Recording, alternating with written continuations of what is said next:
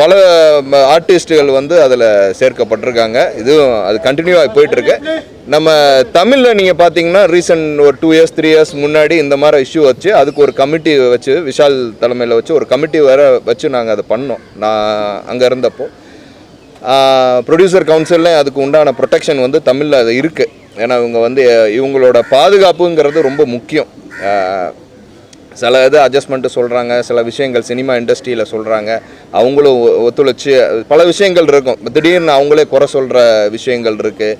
அது முழுக்க முழுக்க வந்து தவறான விஷயம். இதில் வந்து ஃபர்ஸ்ட் ஆஃப் ஆல் நம்ம வந்து ஹீரோயின்ஸுக்கும் சரி, கோ ஆர்டிஸ்ட்டுக்கும் சரி, ஜூனியர் ஆர்டிஸ்ட்டுக்கும் சரி, எந்த பெண்ணாக இருந்தாலும் நம்ம பாதுகாப்பு கொடுக்க வேண்டியது அவசியம்.